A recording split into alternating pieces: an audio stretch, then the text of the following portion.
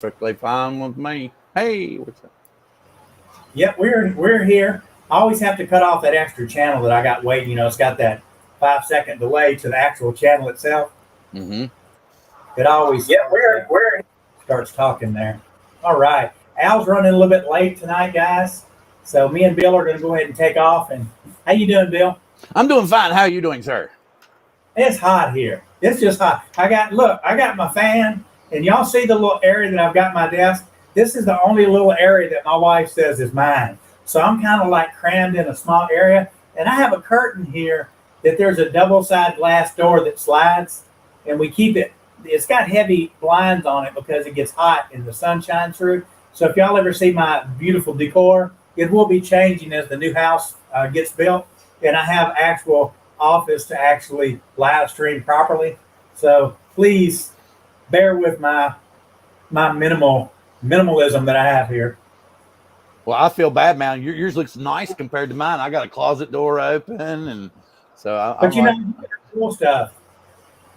Somebody made a comment one time, and they said when you had your show, you should come on and say, "Hi, my name is Robbie Gray," like Tim the Tool Man, and here's my co-host Al. Yeah. Because we tinker with stuff, so I like to be able to look in people's backgrounds and see drones. And I've been looking for that IKEA drone thing that you got back there because they have an IKEA here. I can't find it anywhere. Well, I got lucky. It just so happened that my son picked that one up for me. But the big one, I don't know if you've ever seen. Ken Dono has it sometimes on his stream. It's the big one that's got that drone and about 5 or 6 little ones on it. Exactly. And you can't. They're like $150, $200 now, and they were $75 to begin with. Oh man, it's just cheaper to buy crash drones and glue them on. Yeah, exactly. But everybody was asking me, and I was like, well, it was one of those wild drones. And if you can see, and I would like put a close up on it, you can see where they pinned it to the board. Yeah, stuck it on the board. Yeah. Let's see what we got in here. We got One Visual Aerial, got Coast to Coast Drones, of course, Gary Bowers, Drone Views Media, AZ Drone Dude. All right, guys, thanks for stopping in here. Like I said, Al's running late tonight. I believe he's running late, so me and Bill are going to kind of swing it here until he comes on. And so, Bill, what's the big news with the stuff going on with DJI and China and all the other stuff? Well, like we were talking about before we went live, you may have left the U.S. at a proper time because they've got something coming out. They're calling it what was it? Oh no. Wait a minute. Here it is. I want to get the exact wording properly. I don't want to say something wrong. Oh God, now I can't even find the shit. Okay, the countering CCP drones and CCP Chinese Communist Party, and DJI is listed prominently in the entire thing. I think it was brought up by Senator Rubio and a couple other guys. But with the recent developments of DJI showing that, the government is more into their company than originally they had wanted to admit to, it seems that it's going to gain some momentum, and potentially DJI may be, no longer allowed to receive signal in the U.S. So that may pretty much put an end to all that stuff for us over here. Now, what I'm considering is the wording of it itself is Chinese Communist Party. So that's pretty much all of China. It's not good. They're going to start with DJI, sure, but that's going to cover the whole country, isn't it? Yeah, it pretty much will. I mean, China's pretty much mainland China. You got Hong Kong, but trust me, they'll be all mixed into together. Most of those that have manufacturing plants, DJI is one of the only companies that does actually have their headquarters inside mainland China. But a lot of the other companies will always have what we call an offshore, which is in Hong Kong. It's a 12-minute drive from the airport through one border stamp, and you're in Shenzhen right there where everything is at. Okay. So usually when people are buying stuff or flying in and out, it'll always come through those ports. Hong Kong has got their finger on everything that comes in and out of those countries, and they're going to get their little taxes and stamps and their money along the way. And that's why they're rich, because they got all this. I say this in a joking but in a serious way. Mainland China is more of a slavery area than Hong Kong is. It's just a fact. It's just a fact. I mean, there's been so many stories over the years with different companies that make microprocessor stuff for Apple about, the people never make more money than what they make. They always make the same thing. They house them in a huge apartment complex right there.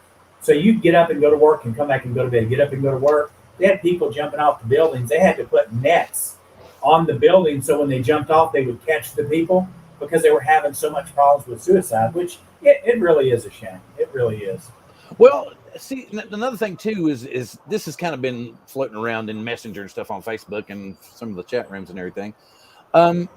Just like I was talking to you before we went live, I know DJI is the largest drone, seller producer in the world. So of course that's going to be the main target. But just like we were talking, if they do have a lot of spy tech and a lot of spyware in those drones, and the U.S. government suddenly says, okay, no more DJI, then they're going to switch to another one. It's not going to be something that they're going to wait around. They're going to play around. It's going to happen immediately. That's why I think with the wording of it being CCP is that the inevitable target is anything and everything that's drone manufactured in China. Damn, we'll have to go FPV, Bill. Well, okay, then, but the whole point is you got transmitters and receivers that are all dependent on both U.S. and Chinese technology to make them work. Right. Mean, if you put all U.S. tech in it or all Chinese tech in it, you're going to get a substandard product. They tend to work better together. So I'm like, yeah, it's really hard. But we see as the end user when we're spending our money to get a good product, we don't see that.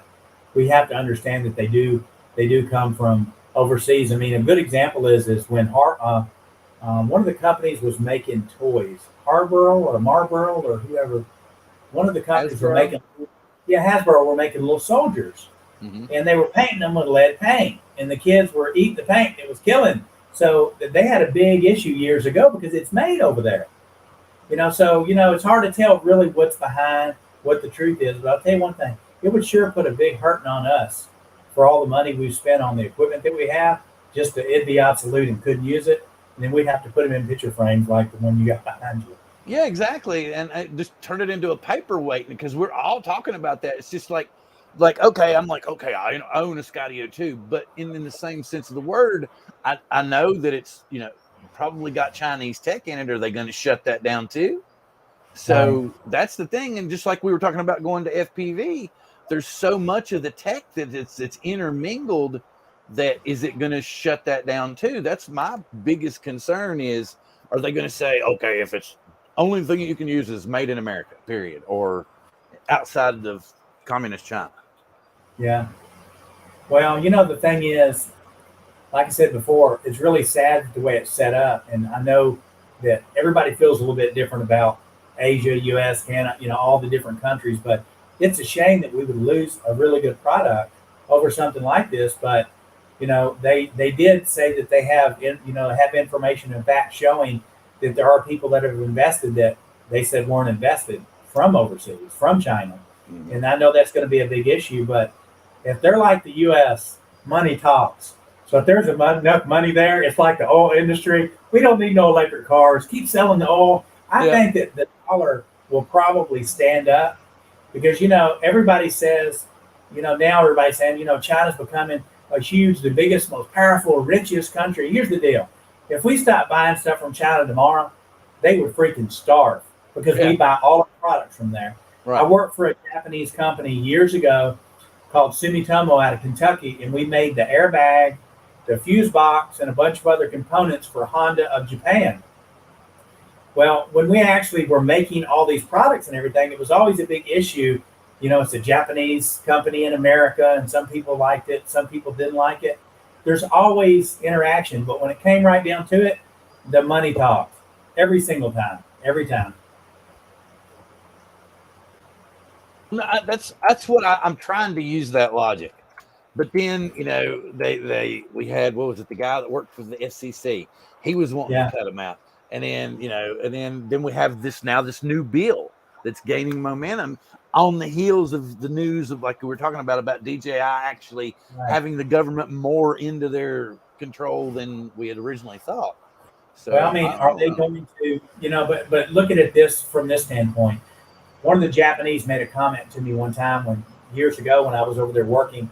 We built the assembly lines that made the parts. So he trained us how to put the conveyors and everything was there. And he told me, he said, you know, the one problem with America that Chinese doesn't have. And I said, what? He said, you guys got lots of money. So you develop the idea and then send it over to us and have us build it for you because it's cheaper over here to build. He said, y'all aren't actually building anything anymore. We're doing the building for you. You're just fueling the money. I think that people have outsourced so much overseas to save money that we forgot how to manufacture some stuff. And it's true. And I mean, I can't talk. I own a company in Costa Rica, which is an internet company, but their employees in that country, for that purpose, I own a web development company in China because they do a good job. They give me good, you know, I don't have to pay a high wage on it, and they're really dedicated. I had people in America doing it, but the problem is like, you know, they're wanting $80, $90, $100,000 a year to program when I can get 10 guys over there doing it. And we're actually building for American companies, sporting goods companies.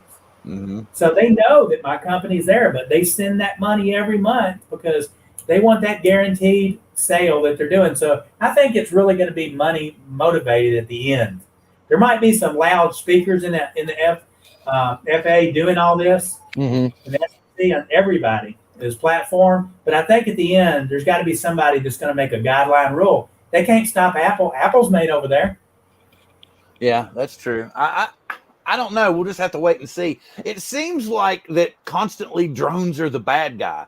It's like even if they're suspicious, it was probably a drone. That's the first thing you hear. So there's like this immediate stigma on drones that I don't know if it's media in general that's created it, but you know, even if it was a drone that attacked the airport, it was a drone that did this, it was a drone that did that, and then 9 times out of 10 they discover it wasn't a drone involved at all, but yet it's all the damage is already done because that first news came out. So this seems like the general public would be more accepting of, you know, slapping big DJI because it's a Chinese company and because they've already gotten that in their systems that drones are not good and they could spy on you. That's the only thing that worries me, you know, is that the general public thinks they're bad. They do have a guy that evidently they've sentenced to 8 years in prison for flying on the Iranian border with a drone. Yeah, I saw that. Yeah. You know, you really have to, when you're living in a different country other than the U.S., you know, I don't know about Canada because U.S. and Canada, to me, we're kind of the same. We speak the same. We understand. We eat most of the same foods. But when you get into Asia after I've lived here, because most of the people are really polite. Everyone. Uh-oh. Was it me? Am I losing signal? Just everywhere you go, they're really, really nice. But let me tell you one thing. If you break a law and you're a foreigner, you're going to pay money. I mean, like, you know, if it can be a bad situation. So I'm always really careful about where I fly. And the man that I bought my insurance from and the guys that register the drones for me before I'm allowed to fly have always told me, beware of these areas. Do not fly near the kingdom where the king is. They will lock you up. There's different things. So here we are. We go to a park this last weekend. I'm not sure what's going on. Is it my end that's going bad or is it your end? Because you're froze on my end. And then occasionally you come back. Maybe it's me. I don't know. I can't tell. But you're completely froze on my end. So I'm just jabbering away, thinking that someone might still be there. Okay. When I look over here, you're froze on the YouTube stream too. So I'm just like, hey, everybody, what's going on? Okay, Bill, I think we're back. I don't know. We had a big lapse there, and we gained a person in the viewer, so I guess they thought it was their internet. So you hear me okay? Yeah, I can hear you now. You were froze for a little bit. When I was watching on YouTube, you were froze, and then I was just jabbering away. So I figured. Okay, well, if it does it again, keep talking. But my point is, we went to a park, and so I asked her, let's fly. Asked the guy. She goes, oh, we don't need to. Not a problem. Fly here. So we get down there, and I get ready to fly, and she's like, I'm going to take my daughter and go on the paddle boats, which leaves me alone, not being able to communicate with anybody. So I'm flying, and everything is cool, and then all of a sudden, the security guard runs up to me like he's going to shoot me. No drone, no drone, no drone, no drone. And then I heard the word baht, which means dollar. And I was like, oh, shit, they want money. Yeah. And he said, no, no, no, no. And I said, okay, okay, okay. And here I was in a tight area trying to concentrate on flying. Had I been in FPV, I'd have crashed it. So I backed it out. I came down.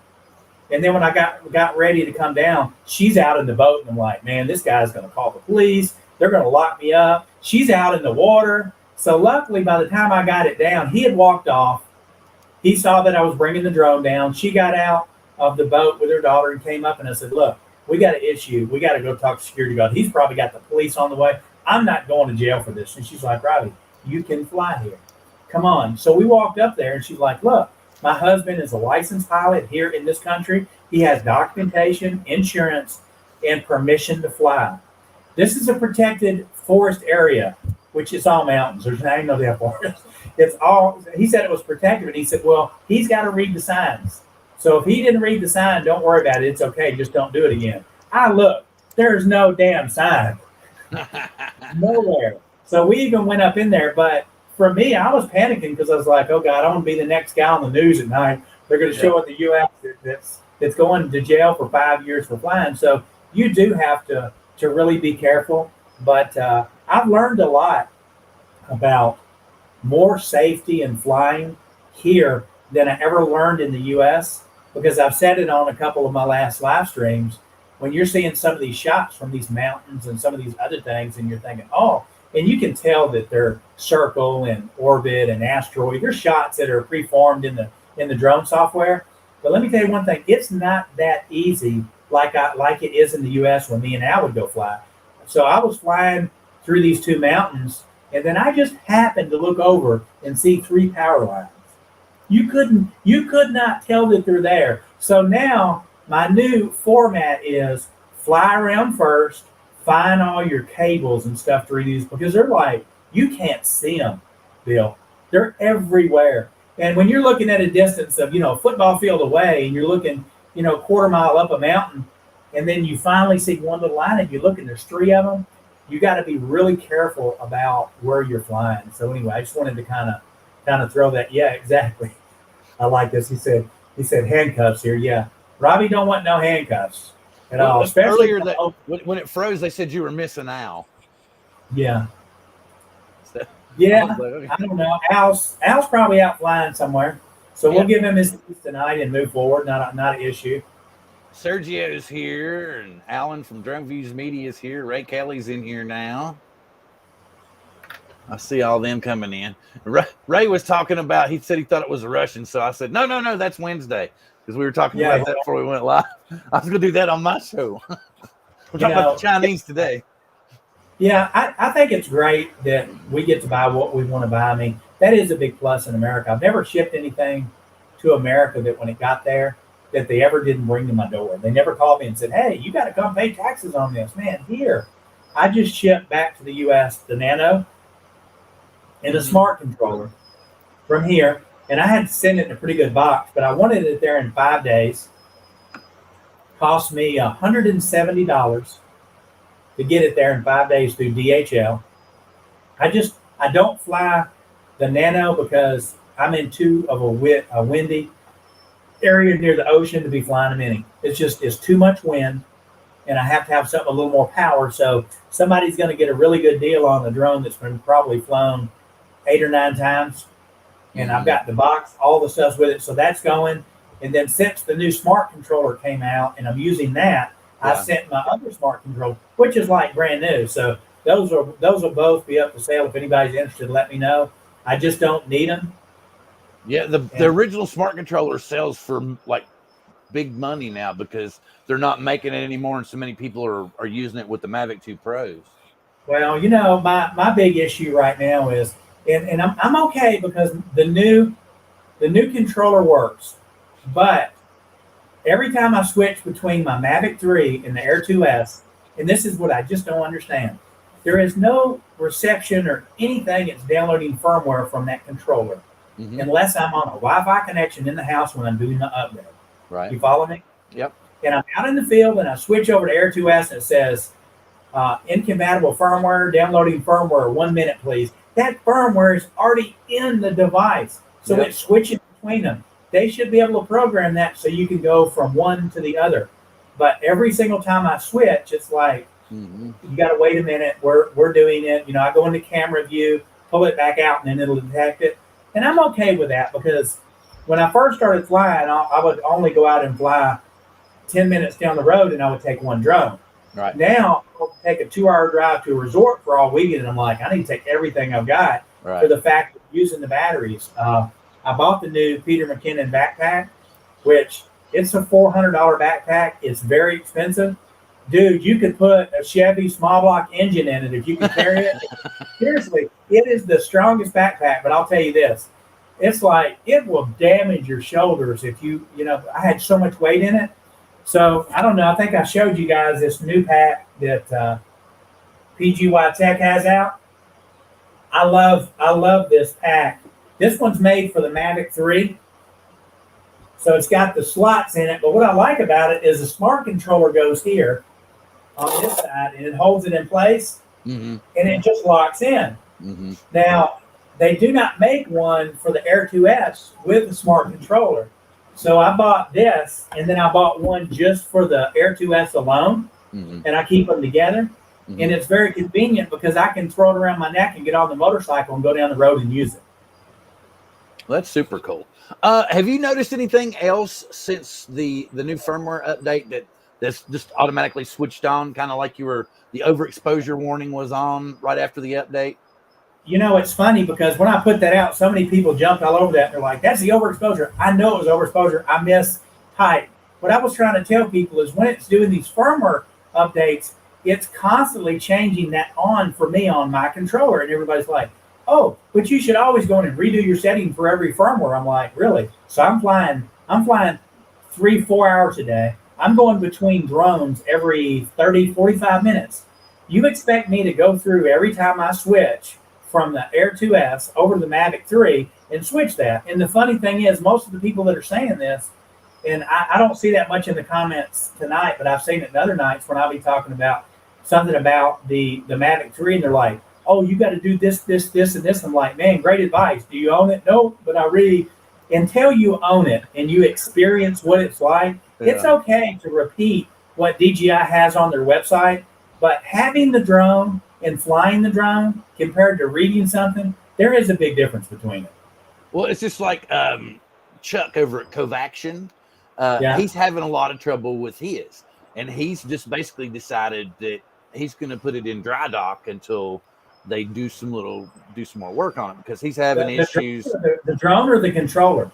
He's saying that it's the drone. He's saying that the airframe is shit, and that the camera and the camera system is fantastic, but the airframe is shit. So I'm like, well, I'm not having the same issues that everyone else is having. Like I have kind of a minorly slower GPS connection, but not really, as opposed to the other people. But Chuck's naming off a bunch of other issues he's having. And like I said, Wednesday on my show, we think that we have discovered the issue with the GPS connections, and we're going to cover that in detail on Wednesday. But Chuck also going to talk about his issues as well. So, yeah, well, I've done really good on the connection with the controller up until this weekend, and I was going from a minute and a half in really good areas. And it's funny because if I'm in a good area, if you've got an area that's got good satellite connection, I usually connect pretty good if it's got cell connection. But when I start driving around and seeing dishes on houses and know that there's not a lot of Wi-Fi around there for some reason, it's taking me longer. So it took me 5 minutes this weekend at one location. I was very remote where I was at in the mountains, but it took me 5 minutes to connect. And until it hits that like 12 satellite, it'll tell me GPS signal weak, and I'm not taking off. I'm not 3,000 hours not going in the air with a weak GPS signal. It's like I didn't even buy Care Refresh this time. I was like, man, I'm not blowing $400 on Care Refresh. I don't give a damn. So here it does now. I bought my Mavic 3 in the US, and I actually bought my my Air 2S from Third Eye View. So he had the Care Refresh with his, which doesn't carry over to me, at least when I come over here. And when I asked DJI, I said, look, I'm moving back home to Thailand. I'm going to take my drone. They're like, well, we can't offer refresh there. You got to buy it over there. And I'm like, oh, crap. So even the credit where I had, all you guys that bought stuff through DJI, I'm sure you were really impressed with the credit that they gave us of the $2, $3, $40 to buy stuff. Yeah. So I've got $47 from all the crap I bought. Mm-hmm. But the issue is I can't use it over here. I said, can you switch it where I can use it here and buy something and have it? No. You got to ship it in the U.S. You got to buy something in the U.S. and like. But it kills the issue of being able to do that. So I'm sitting here thinking, so does somebody get free $47.50 from me because I can't use it over here? But they won't let me use it. But it's the same account. That's what's so ridiculous, man. It's like the Apple Store, and you got a store in the U.S. and a store out of the U.S. It's the same setup, which really sucks. So over here, my Alltel dealer told me that they have so many dealers now for DJI here, and DJI has to pay a commission for everything they sell. DJI has decided here in Thailand, starting later this year, they're going to basically go through and do like Apple did and start opening DJI stores. And if you want it, buddy, you got to go there. All those other little dealers, they're not going to be dealers no more, and they're mad as hell. Yeah. Well, we actually, like when I first bought my Spark, I actually bought it from a DJI store here in Washington State. It was awesome. I loved it. Did you know that you can buy DJI products through the Apple Store? Yes, sir, I did. Actually, I bought. No idea. I bought. What did I buy? I think I bought the original Mini from Apple, I think. So yeah, I did. But the only reason I knew is because Billy Kyle told me. I was like, I can't find a Mini anywhere. I can't find it. He said, well, have you tried the Apple Store? I was like, what? Exactly. Yeah, exactly. I was like, I heard of Costco and Sam's selling the Minis, but I didn't know that. So anyway, as you start looking and seeing who's selling stuff, it's amazing. But for them to do that to the reps that are in the country, because one thing I have noticed here, there are so many droners that are in Thailand. It's pathetic. I mean, you just couldn't believe how many are here. But one thing I've noticed about them, 90% of them are FPV. Because they can and probably the price. Stuff. Yeah, probably the price. I see a lot of analog stuff, but I also see a lot of digital stuff. And I'm telling you, these guys over here that fly, they're like professionals. They're like, I see people flying in the U.S.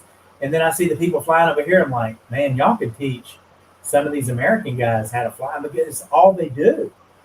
And some of the stuff they do is just mind blowing. And I haven't gotten into that end. I had started before I got ready to move. And then there was an issue when I moved and my wife was like, they're going to get you at that airport with those bag of drones and you're going to pay deeply. And I'm like, okay, so what do I take? So I actually brought the Mavic 3 and the Air 2S. And that's all I brought with me. And then, of course, when I came over here, I bought the Nano and bought the Lite. But, here things are different. But lots of FPV stuff over here. What do you think of the Nano and the Lite?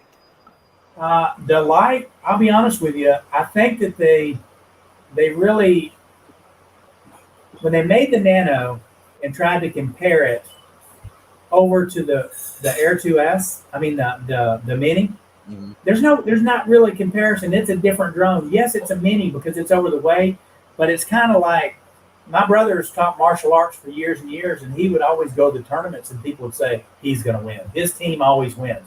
But the reason he is my brother wouldn't sell that white belt for $15 or $30. Every time you get a belt, you got to pay like $25 to get the next color. They're making business. My brother's like, the guys I got that are yellow belts are beating the crap out of brown belts. It's because they're at a different level. When Alltel put out this drone, they should have put it out to compete with the Air 2S as far as the quality of the image. Mm-hmm. But because it was a Mini and it was under the grams that it needed to be, they compared it. There's no comparison. The Nano is a better drone. It's a $950 drone over here. So it cost a lot more. It's also got a year and a half of technology on it too. Yeah, exactly. So automatically, yeah, it's going to be better. Now, then let's step up to the Lite. Is the Lite a better drone than the Mavic 2S? It's too early to say because we haven't had time to really see because it's kind of scary because it's like there's not been enough bugs with it at all right now. So we're waiting to see what the issue. issue is going to be the image. Oh, of course, the image quality is better than the Air 2S, but we're talking about a $1,200 drone compared to a almost $1,700 drone. Right. Yeah. They fly more. Both drones fly more plane like this. Where DJIs are like this everywhere they go. These drones are very, very accurate. They have good stick. There's no play in the sticks or anything. Yeah. And when people ask me and they say, well, is it a better drone than the Air 2S? And I ever make the comment and say, yes, oh my God, I'm the enemy. I'm like, guys, I own the Air 2S. And actually, it's my everyday fly because I know that it's not going to let me down if I get in a pinch. In the Air 2S, the Mavic 3, I still have that little part in me that goes, Robbie, don't walk too far over the ocean. If it falls, that's $3,000. You're looking at that as a controller. Yeah. It's about $5,000. So I'm not ballsy enough to do some stuff. I'll fly over land with it, but I'm really careful on how far over the water I'll go with it. The Air 2S, I'll go until I can't see it. Yeah. And don't worry about it. But I understand about building up the intestinal fortitude like you're talking about. I had my Mavic 2 Pro for probably a year and a half before I ever put it over the water. And I live maybe half a mile from the water. And so I would constantly, they'd be like, you need to get out over the water. You need to get out over the water. And I was still like all squinched up over the water, I don't trust it. I don't trust it enough. I'm still learning the features. When we started getting the extra firmware for the Mavic 3, it had the master shots on there. I was like, okay, I'm going to try a master shot. So I actually got in front of I call it a church. They call it a temple here. They always got these dragon things that stick up off the top. So there's no flat level like a house. There's crap hanging up off the top of these. So I went to do the master shot, and it basically goes through, and I think it pretty much does all the feature shots that a drone will do in one for you. And adds a little music to it and a little preview. And everything was really cool until it got above the temple and started coming down. I was like, my finger was on the stop button. I was wondering how quick it would hover.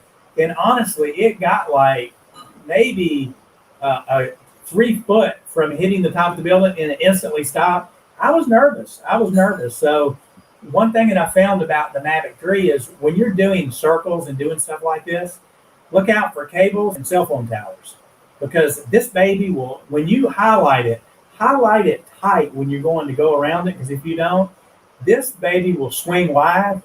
And sometimes it swings out of your eye range because there's a tree in the way. And you don't know what's on the other side. And that's what I experienced this last weekend because I was trying to go around some huge statues that were stuck inside of a rock, on the outside of a rock that were 150 foot tall. And I was like, man, great. I'm going to do a circle around it. The problem is, when I went to do a circle, it was 150 foot tall to the top of the statue. But the back of it, the mountain that it was hooked to, went up another 90 foot. So I can only go halfway around, and I can't see sideways through the camera because it's following it. So you really have to kind of learn to have to fly around the area first to prepare what shot I'm going to do. Yep. And that's something too that since you're talking about that, Skydio just recently added what they call keyframe, which is waypoints.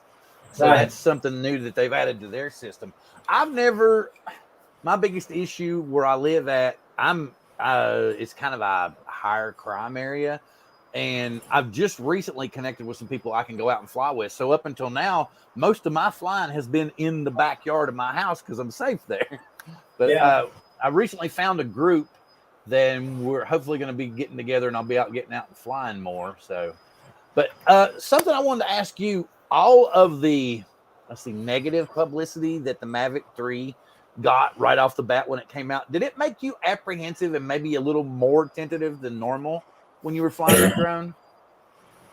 I kind of ignored the situation because the main reason that I got the Mavic 3 was I figured since I was coming over here, I wanted to buy the newest model of equipment that I could buy to bring with me because I know the Mavic 2 Pro, it's still an amazing drone. It works great. There's really no issues with it. And people still fly it. I don't want to buy something that's outdated when I'm over here. I just wanted to spend the extra money, get the better drone, pray that we have good firmware. And that's one thing I do like about it because as long as they're building the hardware beefy enough here, and over the next couple of years they can improve and add new features in the firmware, it was a good investment for me. It was either that or buy 2 or 3 different drones to do different things and have to worry about carrying 3 of them. Over here, you have to insure each drone. So it cannot take off without you buying insurance for it. It won't allow it. So you got to put it in and wait for the process of that. Okay. Have you ever flown in the Philippines? Nope. Well, see, that's my wife keeps telling me. She's like, we need to go back to the Philippines, or go because my wife's from the Philippines. So she's trying to talk me into going to the Philippines. And from what I understand, there's not really any laws for the drones over there. There is. Well, let me say that on how that's set up now. Okay. Because I had watched a video and talked to some people that live over there. The way it's set up now, and when you come to Thailand, you have to put in for a license and get insurance to fly your drone, which means that you have to go through like a 7-day, 14-day waiting period to get it approved. Mm-hmm. So if you're coming over here for 7 days or 10 days, don't waste your time bringing your drone, because they will not give you the license until you fill out the paperwork, and the paperwork has to have a copy of your stamp that's in your visa that shows that you're in the country. So you can't even apply. I tried to apply before I got here. I said, can I fill out the information? They're like, no. I learned a lot by filling out the information, because in the documentation, it said on there that they want 3 pictures of the drone. They want you to scan the QR code that's on the drone. And I never paid a lot of attention to that. If you will look at the QR code and take a picture and zoom in, the serial number is under that QR code. You just can't see it. Oh, okay. It matches what's on the box of that drone. So you have to report the drone and the controller in order to get both. And then you have to put in like where you live, have you ever gone to jail for being a threat to national security, all the other stuff. And then when you're all done and they check everything out, they send you one of these with a QR code on it. Oh. And each thing I got to keep the name on it. Here's the documentation from the country that registers me as a pilot here. It has my insurance papers in it, all my documentation, and I'm supposed to keep this on me when I go fly. So if I ever get stopped by a policeman or a security guard, I have documentation. And a lot of these guys will take this full sheet and they'll minimize it and put it on a badge, and they'll wear the badge. So when you're walking and you see a guy with 4 of them, you know that he's packing four drones with him. But it's not easy over here. Oh, wow. Yeah. So it's really okay. It's $150. Let's see here. No, it's $75 a drone for insurance for 2 years. You got to have it on every drone. That's the minimum. It goes up to like $300 a drone for the maximum. It covers, get this, bail bond. My question was, why would I need a bail bond? I guess if it fell on a car, it's like you can't leave the country. They take your passports anyway. So the laws are different. The Philippines, to get back to that subject, the Philippines now has a thing that if you fly the drone and you're over there and you've got a YouTube channel and you're monetized and you're getting paid, they're going to fine you. They can lock you up, or they're going to deport you. They started it like 3 months ago. They used to not do it. Because if you go to YouTube and look at the Philippines, and you'll notice that you'll see tons of vloggers and bloggers. You don't see that many drone people there. You really don't. Not compared to here in the U.S. Right. So for somebody to be in the Philippines to have a drone to do a channel, dude, they would do like really, really well. But then again, you got to get a work permit. And even with me here, I'm married, but I don't have a work permit. Mm-hmm. So, I mean, it was rough just getting everything set up with me and her just to get married. It was like, dude, if it was this hard to get married in the U.S., trust me, more people wouldn't get married. It took us a month filling out paperwork, signed to get approval for a meeting to go get it approved that we marry. And I'm like, come on. I mean, just like super background, everything you can imagine. You'd think I was a spy, but we got everything done. It's part of it. No, I understand, because when my wife was getting her U.S. citizenship, there was like a little hiccup, some weird hiccup. And so, of course, I'm like looking at her going, do I really know you? do I really know you? And then she's like, oh, shut up. It's not that big a deal. And then she's like getting paranoid. And I'm like, I'm just joking. It's just a joke. Calm down, baby. Calm down. So it worked out too. Same thing. Yeah, it's different because I've had several people that ask me, why would you want to live there over the U.S.? I've traveled over the U.S. for years, and I do enjoy traveling. And actually, she's got a master's in business administration. She got an MBA, so she got a good education. She worked for the government for 21 years, the same job. She's a high-level officer in the government here. Mm-hmm. So it's like she got money. She don't need a foreigner over here to marry, be with, or anything. It just happened through friends and everything else. We kind of got connected together over a period of years. We communicated and just decided, hey, this is what we want in our life. And that's how I ended up here. And I love to travel, and I love it here. I miss USA. Yeah. I miss getting up in the morning and going to eat with my brother and talking to the girls at the restaurant about what's going on in their life and seeing all my friends I went to high school with. But, it's kind of like the point of when you're in college with all your buddies, you start marrying off and going to different states. I just ended up in a different country. Will I be here long term? No. We will go back to the U.S. when I do retire. When her daughter is ready to go to college, she'll go in the U.S. We'll be there full time. But until then, I want to learn how to make everything here. I wanted to participate, be able to manufacture some stuff. I have an audience here.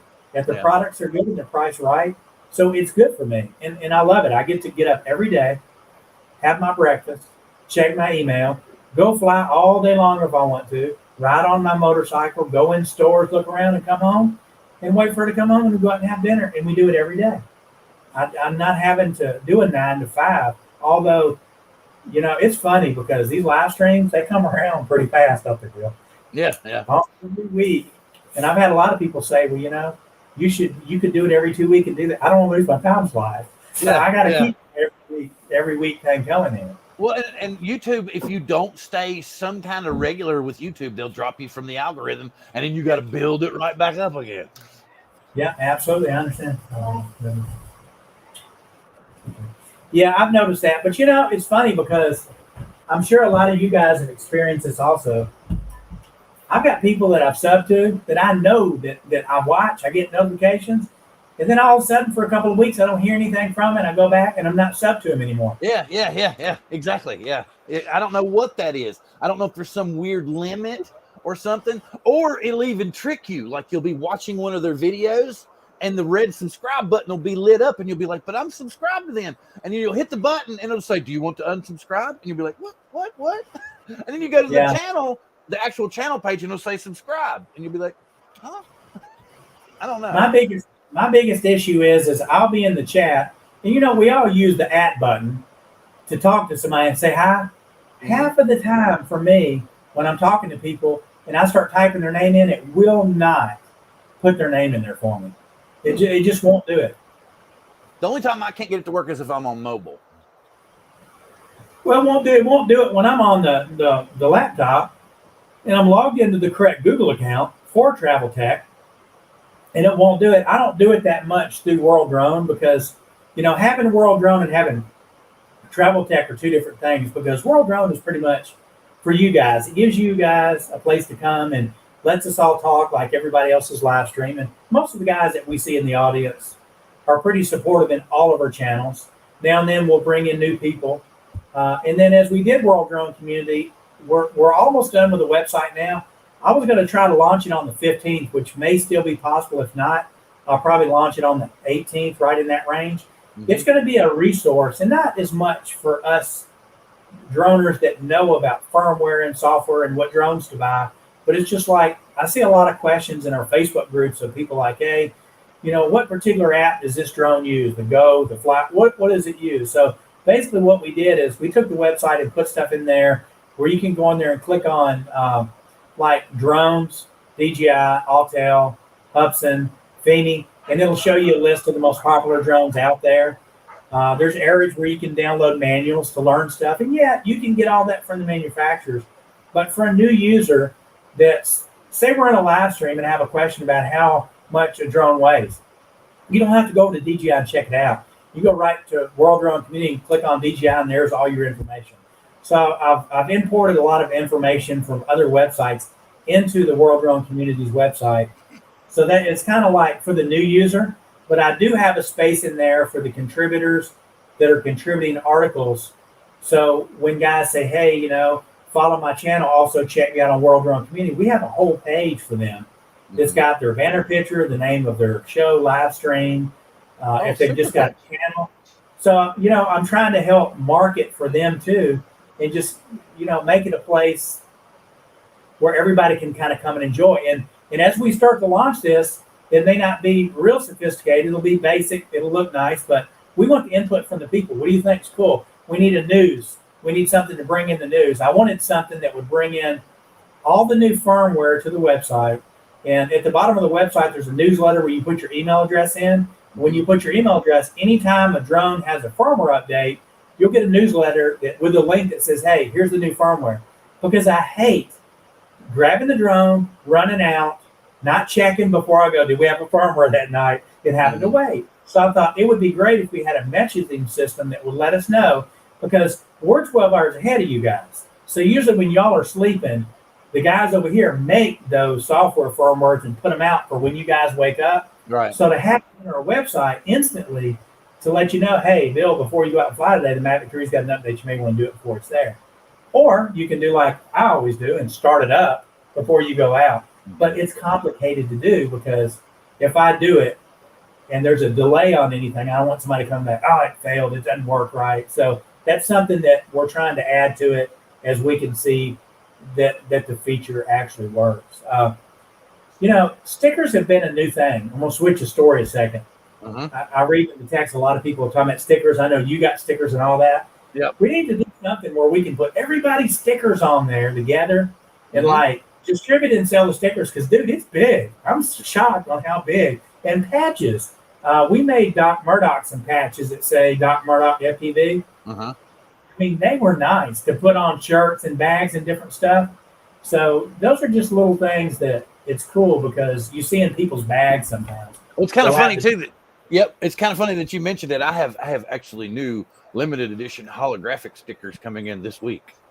Ooh, we got to see those. Yeah. So yeah, that's definitely that we definitely need to promote, let people see, because it's part of the hobby as we're getting into this. I know there's a lot of commercial guys here, I'm sure, that do it for commercial purposes. But Chuck has these little cards with the QC codes on them like that you can just scan it and go straight to his website. Yeah, absolutely. Yeah, and a lot of people, we actually built some websites where you can go to that you have all your social media on it. And when you have it on there, you can just click on what social media platform you want. And you'd be surprised on how many people actually click on other social medias that they wouldn't normally join, because most people are just after your YouTube channel. Well, what kills me too is have you noticed that it seems like Facebook used to be a great place for you to drop your YouTube links, but it seems like now there's just everybody's dropping their links and leaving. It's like nobody's really, watching anything anymore. It's like one or two videos might get a little notice, but if you scroll through the groups, you'll see a lot of videos just there and there's no interaction with them at all or anything. And you're like, wow, this is not what I'm used to. Well, I like that. I like any support that I can get where we can all stay more connected and see what's going on with our drones or issues and all. But sometimes it's funny, because when you guys are asleep, I'm posting. Y'all notice when I post, I don't post once. I post like 6 or 7 times, but I'll do it over a period of hours when you guys are sleeping. So you're seeing all the stuff that I did during the day. And then I'll have these people that'll come through, and I might have a video that lasts 10, 11 minutes, and I'll have like 10 different posts, and someone will come through and I'll be watching the screen and it'll say, so-and-so just like this, just like this, just like this, just like this. I was like, dude, it'll take them 20 minutes to watch that. He just liked all of them within 4 seconds. Hey, thank you for remembering us, but watch the video and make comments. Let us know what you like. And I take criticism good, because I see a lot of people. I could probably put up a picture of a piece of dirt. People say, hey, good shot, Robbie. Thanks for being my friend. But say, Robbie, clean your damn lens. Give you a real thought about what it is. I'm thick-skinned. It doesn't bother me. We're all learning something. Nobody knows it all. We're all learning. Well, I don't know. I need to learn to take criticism better, but I try my best, and I'll listen and take criticism and do my best to improve on it. But like right now, my big thing is, since YouTube added it, is intros for your shows. So I've Right. been trying to do an intro every week for my show, a different one each week. So we'll see. Well, I'm kind of like this. I mean, I appreciate everybody that supports us, and so everybody knows. And I've seen this a lot in different situations. World Drone Community does make shirts. We do make hats, and we sell them to a lot of you YouTubers. But let me tell you where this money goes. When we make this money, like Johnny's bought a lot of stuff from us, a lot of shirts. Dr. Murdoch bought a lot of stuff. We don't spend this money. We take this money, we pay for the product and raw material where they did the stuff. My company, I personally pay out of my pocket to the employees to make these products. There are employees. We don't sub it out to a company to do it. And we take the money we make and we buy drones to give away to the South Florida Drone Meetup. Mm-hmm. That's money that was made that our company could keep, but we give it away.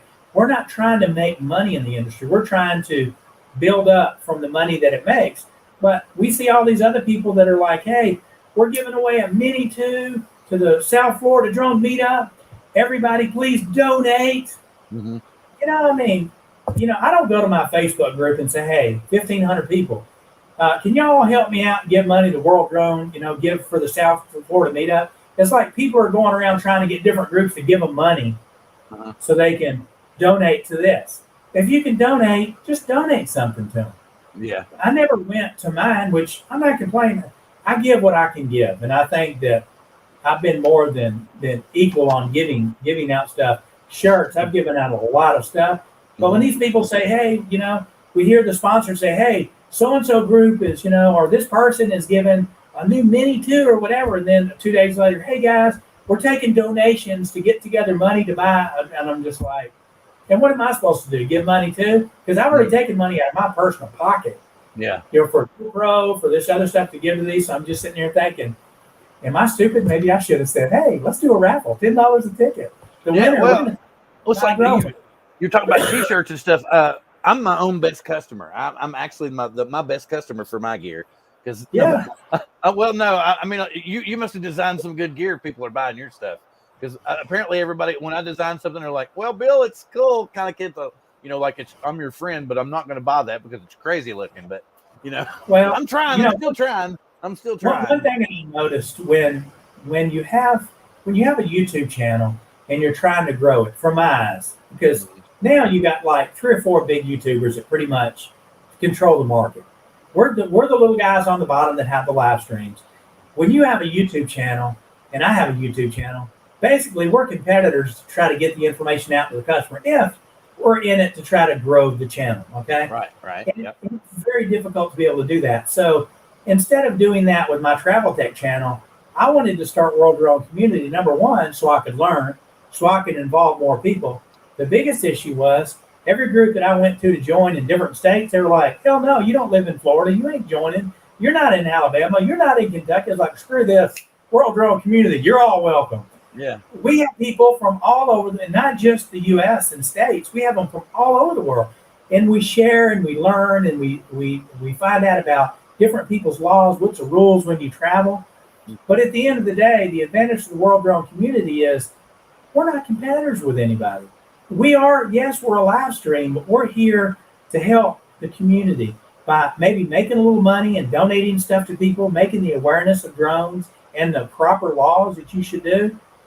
And whether or not I'm giving away stuff or not giving away stuff, or if I have a fancy intro on the front of my show or not, I'm still going to get the same 25 or 30 people that watch us every week. Yep. So I feel like in my issue that it's needed for what I'm trying to do.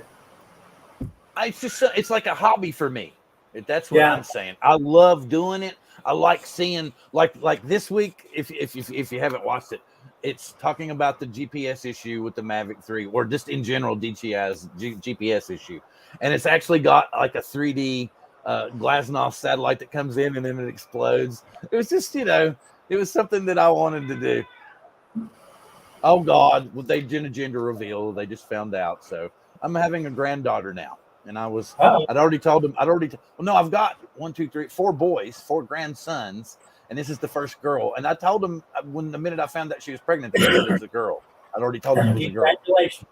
Thank you very much, because I could hear my wife screaming in the other room, but it was a happy scream, so I had to listen. And I could hear, oh, Yeah, it's not snake. It's something good. come on, come here. You good? Oh, they already did it? Yeah, girl. Okay. Okay, it's a girl. Yay, granddaughter. All right. Yeah. All right. Well, that's cool. So I guess I'll have to be visiting them soon. Oh, So what I want to know from the audience in here, we've still got 15 people sitting in here. mhm. Where's everybody been flying lately? I mean, I know in some parts of the country it's hot. It's warmer down in Florida. I know Johnny was getting some colder weather where he was at, and the guys up in New York just got blasted. So I mean, have y'all been flying in the heat and the snow? I mean, what's going on in you guys' world there?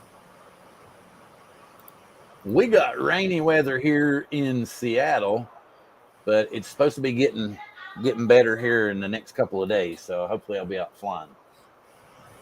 Yeah, I want to come there sometime. I've always wanted to come up that area. So we bought a trailer. We bought a big dual wheel trailer that we're going to have. How do you call it? Not painted, but wrapped with World Drone Community stuff. We've got a door that's being cut in it where it lifts up. I got some soda machines set up for 2 beds on the inside, air conditioner, heater. We're going to put products in it. We're going to go to events. People that hold events can use that as a central station. It's got Wi-Fi in it also, so if they want to do a live stream from it. So anybody having an event as we get this trailer done, which is not going to be in time for April, but after I come back, we'll finish it. So if I'm over here and you guys have an event somewhere or a meetup that you want to use the trailer, we'll make arrangements to get you the trailer, and you guys use it. Put your products inside, use it as a booth to sell the products, do live streams out of. And with that, you don't have to worry about staying in a hotel because you got everything inside this trailer that was there to be used. Just take care of it. That's all I got to say. And sell some of our World Drone Community shirts along with your own products. Other than that, that's what we built it for. We wanted to have something to travel around. Me and Al were going to do a lot more traveling. And then the time was ready for me to come back, which I didn't think I was going to be able to come back. And I had a small window. Now they've changed things. So it's not as easy to get back in the country as it was before. But Right. World Drone Community still has some stuff up its sleeve that it has planned. We want to be able to eventually come up with a meet of our own. We're just trying to determine where to have it. We've already got one in Florida. We don't need to go down there and do it. We got Rhode Island, we got New York, we got there. So we're kind of scratching our head deciding where we could have a good meet and get a lot of people. Because for me and Al, we have one in Arizona. It don't matter to us. We like to travel anyway. Well, So I'm really curious to hear from the people where they think would be a good place to have another drone meet. well, So- there's one that I want to do here in Washington State. We actually have. It was originally planned to be a nuclear plant. It Okay. was never completed. There's just 2 big stacks where the towers were going to be, where they were going to put the reactors, but the money ran out and they never completed it. So there's 2 giant, nuclear towers sitting there that you can fly your drones over, get views of and everything.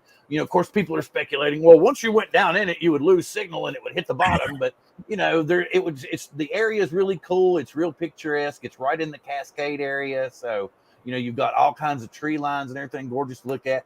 And what happened was when the park itself didn't come, they didn't complete it and everything, they kind of turned it into an industrial park, but the industry never, just kind of an empty park, and they don't really it. We're hoping once all is over with the virus and everything, that we could potentially talk to them into letting us have a 2 or 3 day event there. And we thought that would be really cool. Well, I would be really interested, probably over the next 3 or 4 months. I'm going to be asking people during the live streams, let us know where you think we should have an event for the World Drone Community.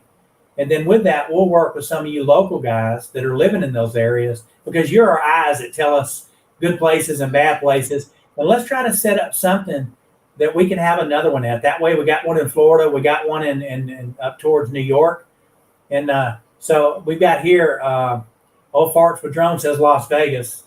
which I'm okay with that. We got an air conditioner in there, so I'm cool with that. And it might be a good place to fly because they probably have a lot more places that aren't restricted in Vegas that you can fly. Well, Bob lives in Vegas, so you could actually go hang out at Bob's house and fly in his driveway. Maybe I don't. Hey, sorry, Bob. I didn't mean to say that. Hey, trust me, when you see this trailer, you're going to say, "Hell, I don't need a hotel." Because I'm telling you, we're decking this thing out to like have some really cool stuff. It's got a barbecue on the back that unfolds. You can put a full pig on it. I mean, we've gone overboard to make it really nice. And I'm sorry that I couldn't have everything ready for April, but because of the virus, and I mean, I got stuck in the U.S. for 20 months, couldn't get back. And then the small window that said I could come back, I got in, and 3 days later, they're like, oh, you got to quarantine 2 weeks in a hotel. So many rules. And hey, I have no problem following the rules of another country because I'm not their citizen. I want them to follow the rules when they come in my country so we can keep it safe. I have no problems, but for financial reasons, sometimes you got to schedule stuff, and having to bounce here and here and wait for your opening to get in, it gets really expensive. So you have to really watch what you do there. Because right here it says I will pink red if we were go to Vegas at Old Farts with John with Red Kelly. Yeah, y'all let us know what areas y'all think would make a good event. It's not, we don't want to have one so close to the other event that people are tapped out because, a lot of you guys have to go in. Honestly, it would be pretty awesome if we found something like a military base or something that had just something for everybody to hang around and stay would be pretty cool. Or, some of you guys may not be into tent camping. Because maybe you have bad backs or something, buy a cot. Well, they're talking about the football game now too. They're talking about, so everybody's talking about Stafford because I think he'd be like the first one in history to win the Heisman, win the national championship, and win a Super Bowl. I think is what they were saying. So I think it's going to be a good football game. I think it's going to be one of the better football games that we've not. It's going to be a good football game. I don't think anybody's going to blow anybody out. Ray Kelly says, and I don't even gamble. We go to Vegas, Ray, you may come back and say, hey, this is pretty fun. Yeah, exactly. Oh, wow. Okay, well, guys, look, we're running over here. We had pretty good. I think we had about 28, 29 people at the Beacon in here. Everybody hit that thumbs up on the way out. We appreciate y'all coming by, and sorry you guys missed watching Al's videos tonight and talking with him. He wasn't able to make it with us, and but he'll be back next Monday night. So other than that, Bill, you got anything you want to talk about? No, we're just going to be talking about that GPS issue, and like I said, we pretty much think we figured out what the problem is, and that's all I'm going to say about it. We're going to go into detail on it on Wednesday night on drone therapy. Okay, well, that sounds good. So Wednesday night, everybody watch drone therapy, and other than that, we'll see you guys next Monday night, and y'all have a good time. And I'm gonna hit this end broadcast and go